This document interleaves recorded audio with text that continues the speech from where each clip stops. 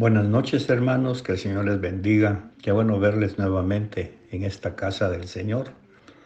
Quiero pedirles que por favor se pongan de pie. Vamos a leer la palabra para poder entrar al tema de esta noche.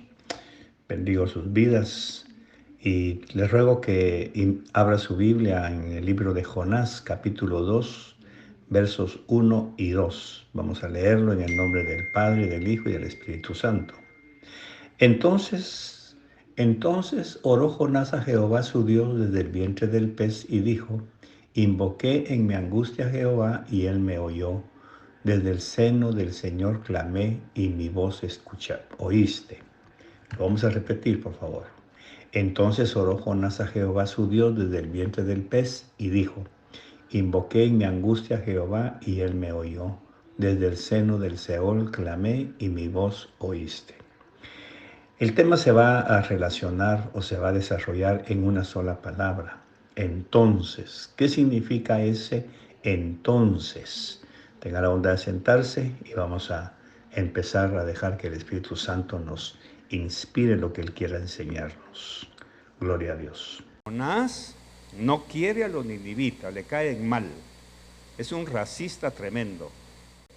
Y Dios le dice: vas a ir a Nínive y les vas a predicar, que se preparen, porque yo voy a llegar con juicio. Y usted sabe la historia, Jonás agarra para Tarsis. Eso quiere decir que Jonás todavía no ha terminado de madurar. Ahora la pregunta es: ¿por qué Dios levanta a Jonás si sabe perfectamente que no ha madurado? Eso quiere decir que el racismo, el clasicismo, el elitismo, todo eso que afecta al ser humano por ser egolatría, presumido, pretencioso, todo se esconde en esos síndromes. Ser clasista, yo no me junto con ellos, yo no le hablo a ellos, yo no soy igual. Eso es tremendamente una muestra de inmadurez. No ha madurado. Entonces, madurar en Cristo significa ir botando ese montón de fichas del dominó para ir saliendo realmente a una experiencia gregaria, a una experiencia en donde podamos ser instrumentos de bendición y no vasos de deshonra por el hecho de creer que somos especiales y que no tenemos por qué juntarnos con cierta gente. Para empezar, el Señor nos escogió a nosotros y ninguno de nosotros somos de la élite. Pablo lo dice, somos la hez del mundo. O sea, Él escogió lo vil, lo bajo, lo feo, para avergonzar lo sabio. Así que ese clasismo que hay en nosotros a veces, no logramos eliminarlo porque creemos que venimos de una familia, de una sociedad, de una raza. En Cristo ya somos diferentes. En Cristo pertenecemos a una raza de sacerdotes, eso dice la Biblia. Pero antes de Cristo no somos nada. Éramos la del mundo. Por eso es que a veces contar el testimonio, a veces es vergonzoso, porque salen trapitos al sol que uno no quisiera que se dieran cuenta. Sin embargo, el Espíritu Santo, de poquito a poquito, va sacando parte del testimonio. Por ejemplo, a mí me pasa en mis libros, ahí cuento cosas que a veces las tengo escondidas o no quisiera que se supieran, de repente las escribo y ahí se van.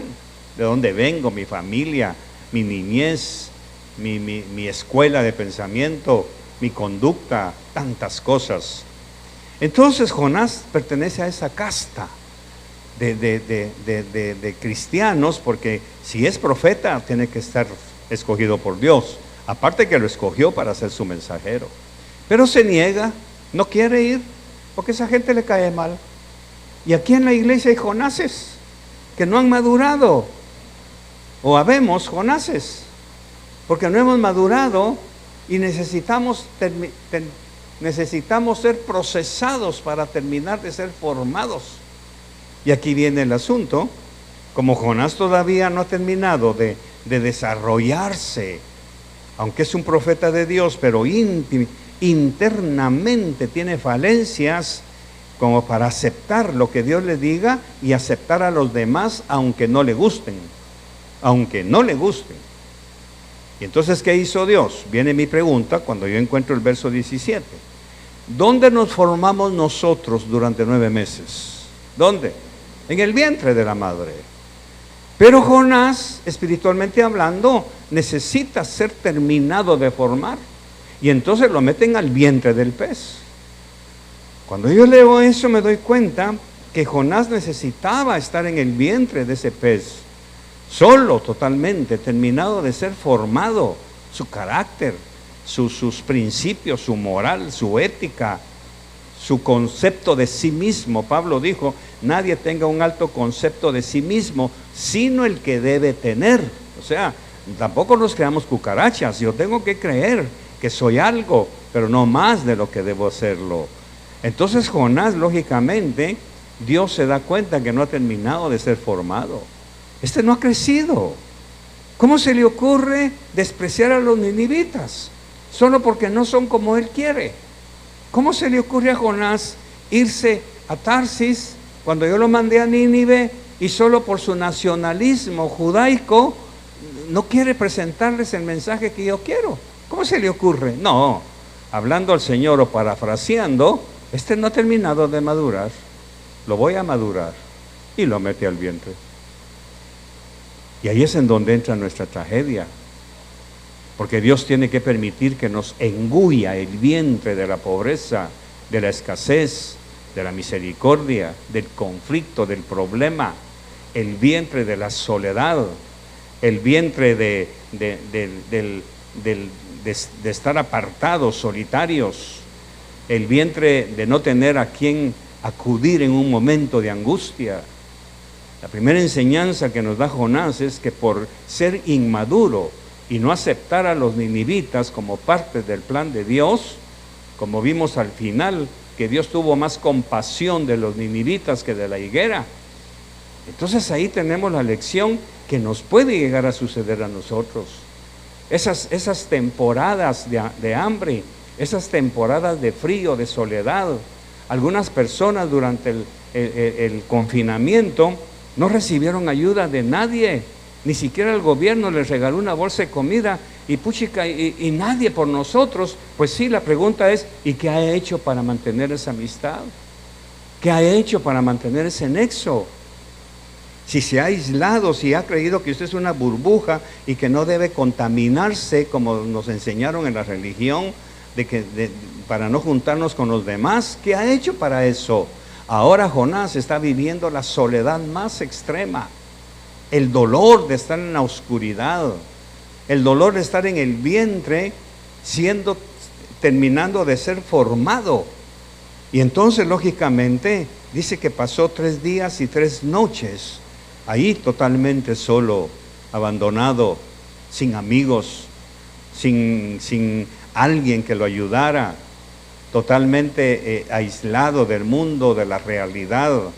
Jonás, físicamente hablando, está sufriendo las consecuencias de su elitismo personal. Está sufriendo las consecuencias de su clasicismo personal, haciéndose creer que él era mejor que los demás, haciéndose creer que él no necesitaba relacionarse con otros. Y el Señor toma una decisión. A Jonás le falta madurar y lo mete al vientre. El vientre que nos afecta a nosotros es el vientre de la soledad, del abandono a veces, de sentirnos abandonados, que nadie nos da una llamada, un WhatsApp, un saludo, algo que nos haga sentir vivos. Usted puede leer la Biblia en su soledad, vamos a ver qué fue lo que pasó con Jonás, puede leer los salmos, puede leer toda su disciplina bíblica, pero si no tiene amigos, en esos momentos en que el vientre lo está procesando, lo está magullando ahí adentro, porque usted no crea que el vientre de este animal, solo porque Jonás estaba allá adentro, se quedó quieto. Los jugos gástricos siguieron trabajando, todo el sistema digestivo del animal lo estaba procesando, lo estaba tratando con Jonás, de tal manera que ahí terminó de ser procesado. Esas 3 días y 3 noches para Jonás fueron los recuerdos más dolorosos posiblemente de su existencia cuando el pez llegó y lo vomitó allá en Nínive. Me imagino que a partir de ese momento y todo el proceso que tuvo que pasar con la higuera bajo el sol y el gusano y toda la cuestión, terminaron de hacer de Jonás un hombre realmente maduro. Entonces, la primera parte brota una pregunta: ¿qué necesita Dios hacer con usted para madurarlo? ¿Qué tiene que hacer Dios, aún contra su voluntad? Él no quiere tratarnos así. Recordemos que Jonás va en el barco y está afectando a todos. Eso quiere decir que muchas veces una congregación es afectada por un Jonás, por una persona que no quiere cumplir el propósito de Dios para su vida. Es que, hermanos, ninguno de nosotros está puesto aquí de adorno. Ninguno de nosotros vino al reino de Dios para estar de adorno. No, venimos a cumplir un propósito. Somos mensajeros de esperanza. Somos cartas abiertas leídas por los hombres. Somos hombres y mujeres, jóvenes y señoritas, que tenemos un mensaje que entregar. Y no estoy hablando de púlpito, no estoy hablando de micrófono. El mensaje es la vida, es el toque, es el acercamiento, es la palabra, es el saludo. Pero hasta eso nos negamos nosotros. Bueno, ahora Jonás, lógicamente, termina de ser procesado ahí en el vientre. En algún vientre hemos terminado de ser procesados. Mi esposa y yo fuimos procesados en el vientre de la escasez cuando venimos a este país y no teníamos más que una papa para comer, solamente desayuno, almuerzo y cena. Ni siquiera teníamos dónde vivir, estábamos posando en un cuarto, durmiendo en el piso, esperando que la dueña saliera del baño para correr rapidito y medio bañarnos y luego escuchar de parte de Dios: están murmurando de ustedes porque se están comiendo su comida. Y el Señor me dijo: no vuelvan a comer aquí. ¿Y qué vamos a comer, Señor? Nada, pero no coman aquí. Porque iba a procesar a la señora que nos estaba dando posada. Aún para ser hospedadores tenemos que tener mucho cuidado para que Dios no tenga que procesarnos. Ella misma me pidió favor o nos pidió favor: por favor, hermanos, coman, porque desde que ustedes dejaron de comer por mi mala conducta, se acabó la comida. Coman, por favor. Ustedes son la causa por la que Dios envíe comida. Algunos de ustedes están privando de comida espiritual, social, material, emocional a alguien. Algunos de nosotros, por ser clasicistas, por ser homofóbicos, lo que sea, estamos privando a alguien que se pueda alimentar de cariño, de amor, de respeto. Entonces ahora resulta, y ese es el tema de esta noche, ahora resulta que en el verso 1 del capítulo 2 hay una declaración muy interesante, y es lo que me mueve a predicar de esto, a hablarles de esto, más que predicar, enseñar. Entonces, ¿cuándo fue ese entonces? En el momento que Jonás se dio cuenta que estaba haciendo mal, que estaba solo, que nadie lo pudo ayudar. No había nadie, pero por una sencilla razón: no cultivó la amistad con nadie, no cultivó la relación con nadie. Ese entonces es un océano de conocimiento, de revelación que tenemos ahí. La Biblia lo pone seguido, pero si nos vamos a la exégesis de la palabra, según los principios rabínicos de ver letra por letra, palabra por palabra, encontramos que en ese entonces hay un grito de angustia, hay un despertar. Ese entonces dice, o nos dice, hubo una realidad para Jonás. ¿Qué pasó? ¿Por qué estoy aquí en este vientre?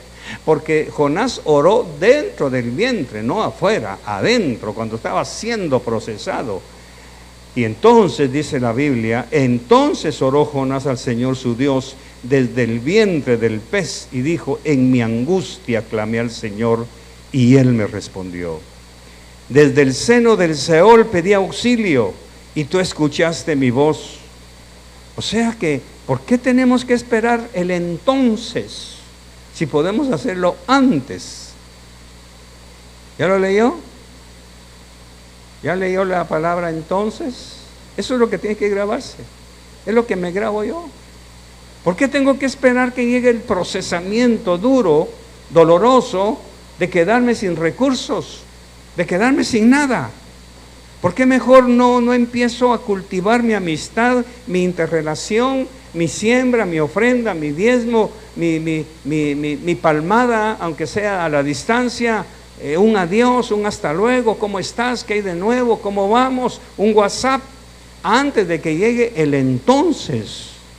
Porque entonces, valga la redundancia, tuvo que clamar desde el vientre, desde el momento de la escasez, de la soledad, del desempleo, de la enfermedad, de la pandemia, de la separación de todos. ¿Cuánta gente ha muerto en ese entonces? Que desearon una foto y ahí está la enfermera en un momento de pasión, de ternura. Mire, aquí está su hijo, háblele. Ese es el entonces. Pero ¿por qué antes no? ¿Por qué antes de que llegara el entonces de Jonás? Porque nosotros, hermano, creemos que la vida siempre va a ser de rosa. Creemos ignorantemente, con todo respeto, que la vida nos va a sonreír siempre, y la vida tiene momentos tan serios, tan oscuros, ordenados por Dios para enseñarnos. Jonás nos muestra un perfil de su personalidad que puedo tener yo también, que puedo estar cultivando sin darme cuenta. Sin darme cuenta puedo estar cayendo en la actitud homofóbica de Jonás, de no querer a los demás, aunque a mí no me quieran, aunque a mí no me acepten. Voy a insistir en hacerlo yo, porque yo quiero ser diferente, no mejor, diferente. Yo voy a seguirme preocupando por los demás, voy a seguir siendo sensible a la voz de Dios, voy a seguir buscando su amistad, buscando su compañerismo. Con algunos, pues lógicamente ya me di vencido, ya me di por vencido, ya no más. Han sido años de querer, ¿cómo decirlo? Tal vez hasta cierto punto, suplicando una migaja de amistad. Pero tengo que llegar a la conclusión, ya no más. Pero con otros quiero insistir porque va a llegar el momento en que podemos, cualquiera de nosotros, ser regresados a un vientre de oscuridad, de dolor, de soledad, a un vientre de angustia, a un vientre de rechazo, a un vientre en donde cuando llegue el momento no haya quien me levante, como dice Eclesiastés, antes que vengan los días difíciles, antes que las muelas se caigan, antes que los ojos se cierren, antes de una lista de conductas humanas, acuérdate de Jehová. Pero no de Jehová sencillamente, acuérdate lo que dijo Jehová. Acuérdate lo que dijo Jehová. Dad gracias. Sean familia, sean gregarios. No se crean tan autosuficientes que no necesitan a nadie. Como predicó mi esposa el martes, no son ángeles los que vienen a hacer el milagro, es Dios a través de nosotros. Pero muchos no podemos recibir milagros de parte de Dios porque estamos como Jonás. Cierre sus ojos. Señor, gracias por esta noche, te bendigo, te agradezco que mis hermanos hayan venido. Gracias por enseñarnos, por instruirnos y capacitarnos. Gracias por la vida de Jonás. Gracias por mostrarnos estos dos detalles, Señor, de su carácter, que puede estar siendo replicado en muchos de nosotros. En lo personal te ruego que me guardes, que me cuides, que yo no caiga en esta situación, Señor, de rechazar, de no querer cumplir tu propósito. Al contrario, que a cualquier precio, aunque no me guste el momento, yo cumpla, Señor, el propósito por el cual tú me hiciste vivir en este tiempo, para este tiempo y con este tiempo. Gracias, llévanos en paz a casa y bendícenos en el nombre de Jesús. Amén. Bendigo la ofrenda, bendigo los diezmos, bendigo sus manos y bendigo sus finanzas.